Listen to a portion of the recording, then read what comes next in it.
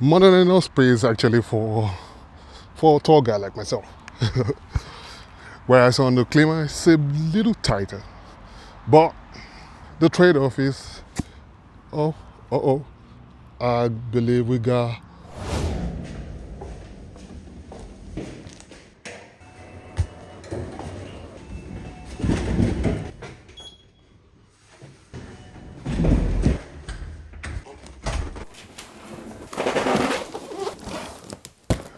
This is the Teverun Fighter Mini Pro. It's got 60 volts with 25 amp hour battery. And we're gonna be running around town giving you a quick little review of this bad boy to see how well it rides. The unboxing never gets old. Manual, little cap. Screw on the handlebar. And here's what it looks like from inside the box. Here you got the NFC lock and the speed delimiter. Right there, some tools, and it's just so clean packaging. Get it. Oh, a 60 volt 2 amp charger. But when I told the dealer that I don't like the slow charger that came with it, he actually sent me a gift box with a 5 amp charger right here and a scooter box. How nice. Anyways, that is the charging port right there. You got a nice little deck with some footrest here. And you will see a bunch of quick release spots around the scooter to make servicing a walk in the park. Dual 1000 watts motor putting out a little under 3000 watt peak power. And a folding system that actually works. Put that right there, put the spin in. This, what you see here, latches onto a hole right there in the footrest and making transporting your Fighter Mini Pro a easy task. And you want to unfold it right back up, put the pin on the side, screws on, easy peasy. The scooter is sporting its own Teverun brakes with 2 pistons, 140mm brake rotors, and here we got 10x3 tubeless tires. Adjustable suspension with 10 clicks, and the rare ones cannot hit it. Nice wire management going on. Way to go, Teverun. Way to go. Crazy, you could check your oil level through this hole here. Nice touch. And modified brake levers. You got finger throttle, like a trigger type thing going on. And a nice little comfy, great for those long days out riding. Can't wait to fire this display on. Actually, let's do that right now. Grab my keys. Alright, here's the card. Look at that. Nice, readable, bright colors, and it remains inactive. Even if you push the trigger right here until you press on the brake levers in, it's gonna want to fly right now. Look at that. That's how it works. Plus and minus button to toggle between modes. There you got the pedestrian. Go down a notch, you got the eco mode, and then the first gear, second, third, and then the S mode. And then the M button to go between average speed. And then you can also see what's going on with the temperature of the front and rear motors, the trip and odometer. That's the only thing that I'm interested in. So battery is 100%, and then you see the little light right there. That tells you that you need an app. All right, the Teverun app, pick that. Look at that. Push on the Bluetooth. Now it's connected. Little button right there. You can change gears through that. You got your voltage on this side. Go to settings, advanced settings. You can see the cruise control. You can toggle that on, kickstart, and then you got your assist, that's the gear 1, and you can set all the regen braking, front and rear motor start level, and then the currents running through there. Go to your LED settings. You can play around lighting. You can say yellow, blue, white, so a whole lot of settings right there. And here you got the auto play, magic forward. You can make a whole disco right here. Moving on, you can go to battery. That shows your system voltage. You got your current and the max current. And it has this thing called the smart BMS. Okay, that's like a electronic monitoring of your batteries, current going through them, and the current temperature and all that geeky stuff. Alrighty, you can just play around with the app. It's got map inbuilt. Back to home, you can see your phone in rear model, the currents, and then the temperature running through, the sine wave controllers. By the way, the scooter has dual 25 amp hour sine wave controllers. Here you got your mileage and speed and all that good stuff. It's a pretty interesting scooter right here. You can see this little wheel icon right. If you got both motors running, then you see that. That means two motors activated at the same time. And if it's just one, then it means you have only one motor activated. Alrighty, running through the control column real quick. There you got the light. Symbolic if you ask me. Because what is this gonna how is this gonna light up the road? How? Like just look at that. And that's exactly where this third party one right here comes into play. Because just look at the difference. Let me show you the difference. Alright, night and day. Reviews coming on the same channel sometimes very soon. Alright, so you got the left signal, and it also indicates that on the LCD, and tiny little horn. And like I said, quick release spot all over the scooter to make servicing a walk in the park. I like that. And then to turn the old thing off, just press and hold on the power button and release. And to turn it right back on, press and hold your NFC card on it, and it should turn right back on. So let me take this off. It's reading a little hard for the electronics right there. Oh, you should rub it. See, we all make rookie mistakes. See, just from the sheer look, I must tell you, this is my type of scooter because it just has the coolness about it. Nice column light right there. And then you got some deck lights on the side, up onto the footrest area. Just making sure that you're very, very visible at night. And that's the Fighter Mini Pro at night. I'd say in all its glory. Okay, while the wheels suspended, we're gonna be going through all the gear modes right now. Here you got the eco mode, pedestrian mode. All right, so like it says pedestrian, so it's gonna be the slowest, right? The cruise control kicks in and tops out around 11 kilometers an hour. Econ mode tops out around 22 kilometers an hour. Brake, and what next on the line is gonna be a 1. That's gear 1. Alright. Gear up. Got gear 2 right now, 42 kilometers an hour. Then gear 3. Oh, Lord. My God. All right, that's...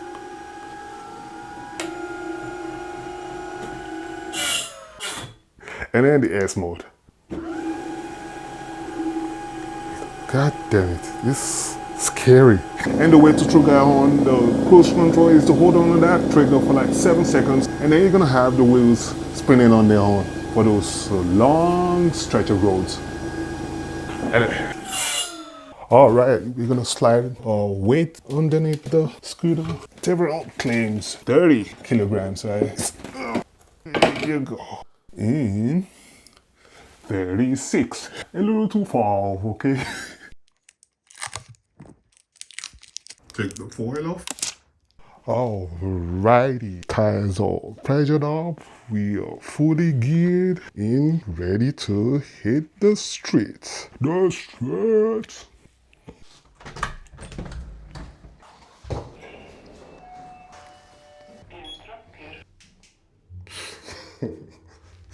Just symbolic.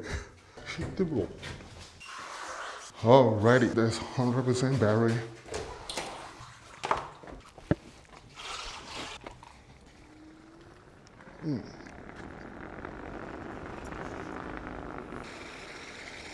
And the reason sometimes you want to have full gears on is because you don't really know the nature of the beast you're dealing with. So that is gear 1 right now. Almost feels as if it can't really handle my weight or so. Alright, so that's the pedestrian speed right now. Slowest, molasses. And you already have the cruise control activated. And to econ. It's not as dynamic as dynamic climate, right? So 18 kilometers an hour, that's with the eco mode. And now gear 1. Gear 1 is almost the same thing as the eco mode, if I'm right. And then you got gear 2. And now gear 2's topping off somewhere around 37 kilometers an hour.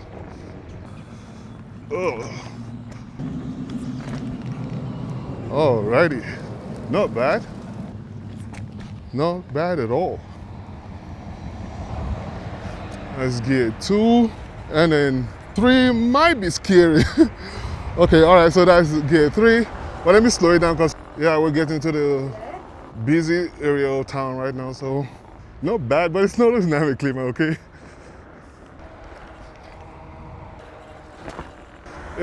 One thing I've noticed is in the handling, you kind of need to put a little bit of effort than you would if you were to be on the dynamic climate. With the dynamic climate, for instance, steering is a bliss. So here we're gonna test our local hill. We'll still get to the max speed, okay?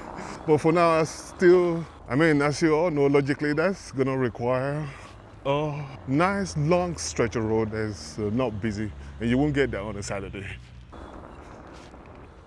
Let me take off. This one I'm seeing ahead is a nice stretch of road, and it goes uphill in second gear.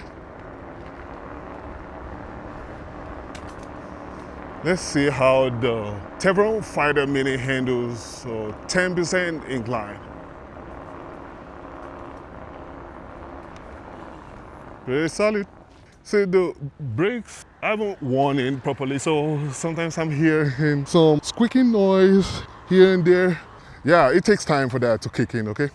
I could already tell the first upgrade has to be the steering wheel because it's just so not sure. I don't feel secure with this narrow 640 centimeter bars right here. I need something wider, something a whole lot more sure. Going downhill.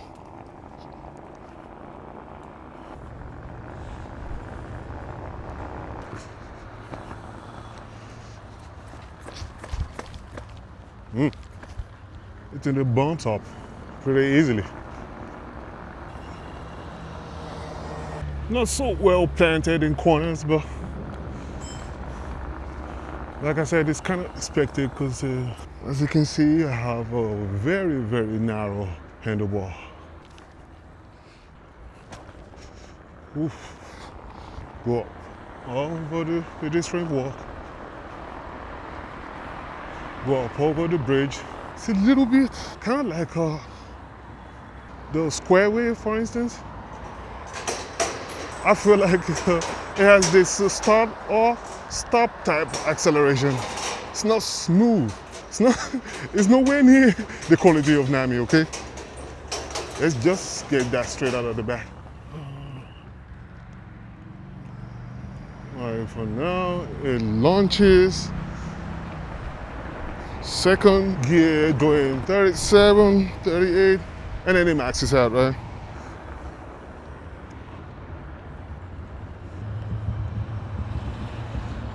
All right, nice stretch of road. We're in third gear mode right now, and let's see.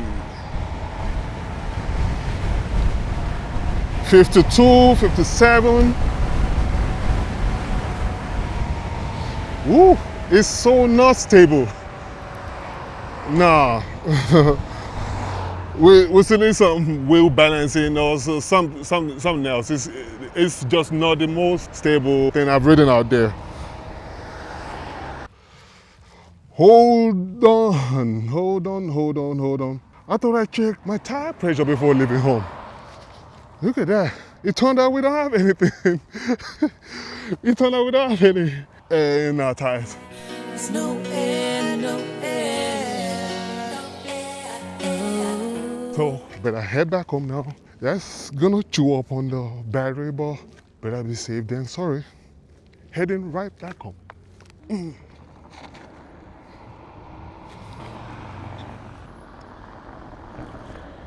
And not having the right tire pressure has chewed up on the battery, as you can see here. We probably only did like, I don't know, 2 kilometers so far, and it's at 87%.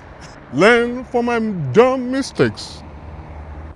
And you might be wondering, why couldn't you just pump it out with a hand pump? My hand pump doesn't have a pressure gauge, okay? So heading back home to go pump it up with a proper pump. And I swear, I must have lost some hair or something, because somebody's telling me I had it pump up to like 50 psi the last time I checked. Well, hey. Anyway, pump it up. So 81% on the battery. Oh, I got a wrong stretch of road. So with the tire back to the right pressure, you can actually tell a whole lot of difference in handling right now. And then I'll do some brake tests as we ride along. Alrighty, third gear once again, and we're back at where we stopped. 41, 46 kilometers an hour, 53, 54, and we're heading straight into headwind. 63. Wow, that was rapid. That was really fast.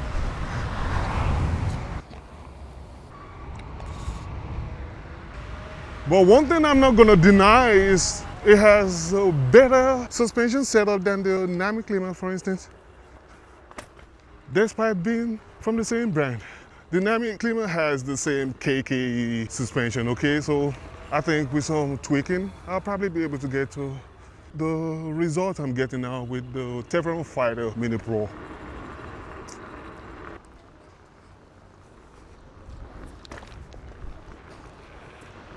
Heading to a slightly busier side of town. Just want to see how you can maneuver with the Fighter Mini Pro in a crowded area. Not gonna do anything stupid because obviously you got traffic. And sometimes you got cars just running across the intersection between the streets there. So we gotta keep it safe. Because when we keep it safe, then there'll be another day, right?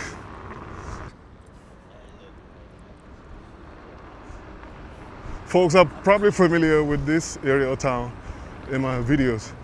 Actually, let me take here now instead of the usual suspect. Right now. Really? Wow, my God, that's rapid. Sometimes I really do know how to get on people's nerves now. Is it because I'm cool or I don't know.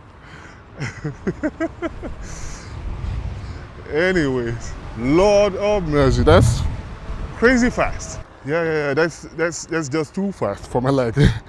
And it's unstable. Has absolutely nothing to do with the actual scooter itself, but I believe when I get the right handlebar width, then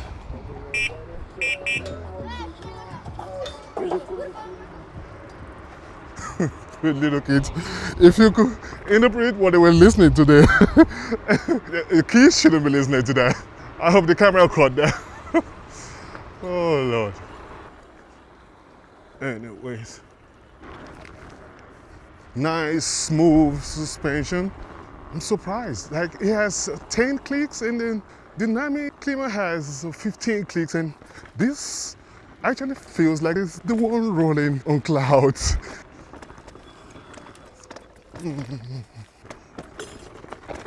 Probably gonna have some flat here because remember it's tubeless tire, but I'm now running tubeless right now. Oh, nice suspension, look at that.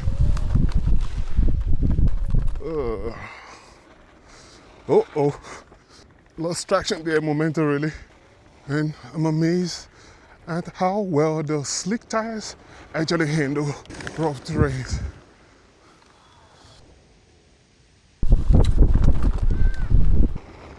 Ooh.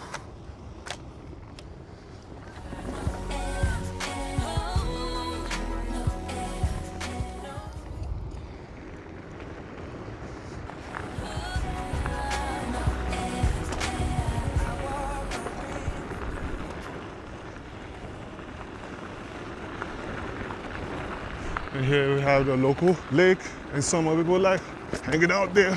But just truly don't have anything better to do than making scooter review well.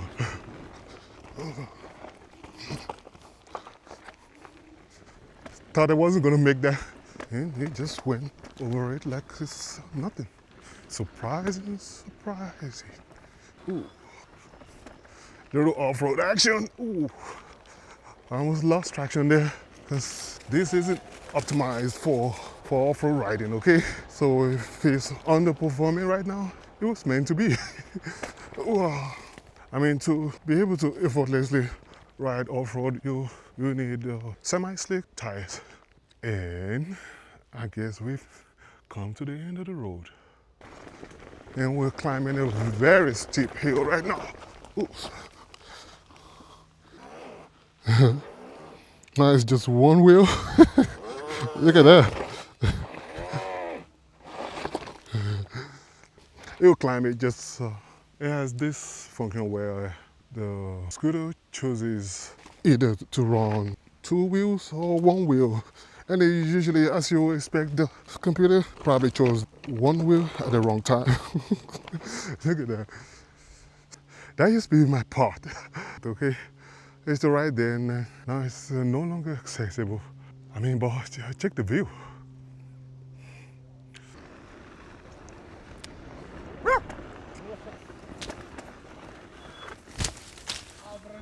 And then if you can afford going on proper holidays, you can always come to the local area. Sun back, take a plunge in the local fish river or lake, shall I say? And there you have it. You got holidays.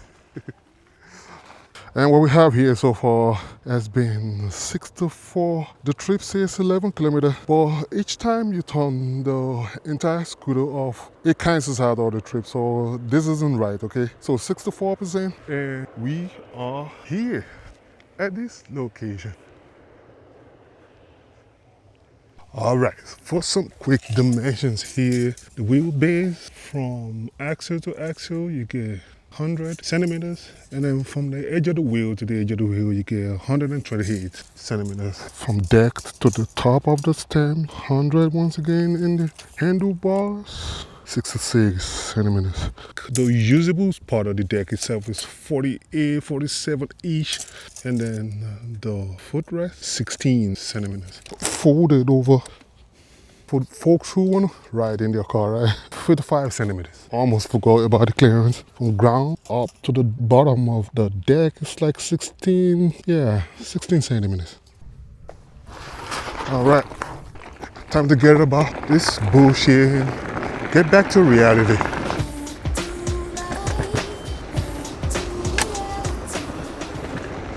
Plowing through bushes, and a slick tire doesn't mean it can handle rough road, okay? Oh, fellow scooter rider right there. Anyway, glad we're about the woods now, and time to get back to the city. And I must say, slick tires aren't 100% slick all the time. It could actually be hybrid, right? Because they do it all, in my opinion. Ooh.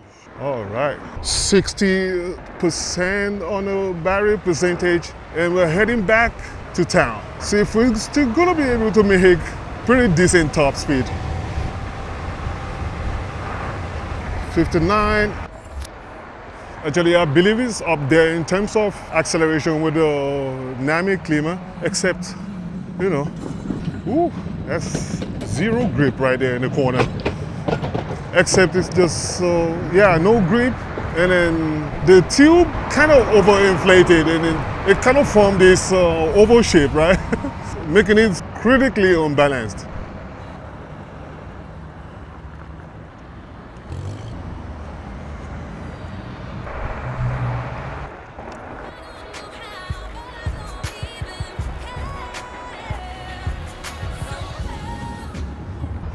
I gotta be careful now. And that's the local park that I shot my last video in. Oof, this is zippy.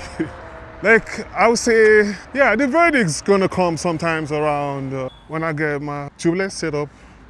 Then we'll come back with a final verdict. But for now, it's, yeah, I'm feeling it. Oh, wow. So here we are, taking a break once again. Oh Lord, it's been a hectic day. 17 kilometers so far, plus the other one that I lost due to me turning off the scooter, right? So 53% on the battery. Realistically, I say I'm still gonna be able to do twice what I've done so far, so it means something around 40 kilometers is realizable, right? Just, yeah, to be on the safe note, somewhere around 10% you should start heading back on. And actually, I can't really afford this scooter, right? It's a nice little cute scooter, except I'm coming back with a proper range test, okay? This is, with range tests, you need everything really optimized, you know, the proper tire pressure and the proper tubeless setup and just the whole 9 yards, right? So watch out for that on this channel. Sometimes in the next coming uploads, okay? I was thinking you're not gonna be able to see the LED light in broad daylight, but oh boy, I was wrong. That is the left turn signal. Now the right one. It kind of blinks all the way from here, the footrest, over to the deck side and then along the stem column. And when you hit the brake, that's kind of like to see. What are the few things Teverun can improve about this scooter? I believe make sure the next version has some sort of memory, okay? So that you don't lose all your data as soon as you turn off the scooter. That is one. I know I've kind of like been talking trash about the Teverun Fighter Mini, but on my way here, this thing rips. My God. To the point where I actually achieved the top speed promised by Teverun. That's it right there, 65 kilometers an hour. It has, I mean, it's a little bit unstable, like, but with the stability at top speed, it has something to do with your body positioning, okay? You have to kind of like lean forward when you're taking off and then lean back when you're braking. And you should be able to see some significant difference in stability at high speed. I mean, this one here is here to stay. I get wider handlebars and some, I don't know, maybe the PMT tires probably for some corner stability. And what else could I upgrade? Of course, better lights. We already got that fixed here with this off bondage LED light that you can see in. I'm feeling it. That's all I got to say. Brakes great. Yeah. The daredevils at work. And yeah, if there's anything, like I said, Teverun could make a better memory LCD, for instance, so that each time you turn off the scooter, it doesn't have to zero out, canceling the entire trip. Like, you can keep track of your trip that way, right? And what else? Slightly higher handlebar, but you can also get a nice wide handlebar with a riser. Better grip tape, for instance, because here, what we have here is it's a little janky, I'm not gonna lie. It's hard to wash, as you can see. It attracts dust like a son of a gun. And yeah, it's all good. I prefer a fender that is all the way through, that's, you know, giving the full protection of your suspension. Because here it's kind of exposed. It's from here all the way to this point, and then underneath. You get the point. Like it has this extremely unstable kickstand. Like I wouldn't trust this farther than I can throw feather. And to get a rough estimate how comfortable or how cramped this scooter is, this is a 6'3" guy standing on it, okay? More than enough space actually for a tall guy like myself. Whereas on the Clima, it's a little tighter. But the trade-off is, I believe we got puncture.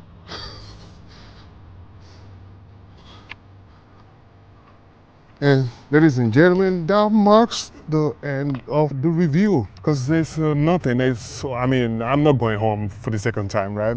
That right there means the end of the ride today. So, except for proper brake tests, I've actually braked a few times already. You guys see what this scooter can do, okay? You've seen it. It's done off-road, it's done all kinds of pulls.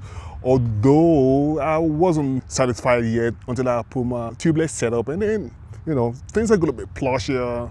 You're gonna have better rolling resistance, for instance, and I believe it should be a little bit more stable in high speed. And then I'll come back with maybe 500 kilo review update, something like that. For now, if you're interested in one of these, the links will be in the description, okay?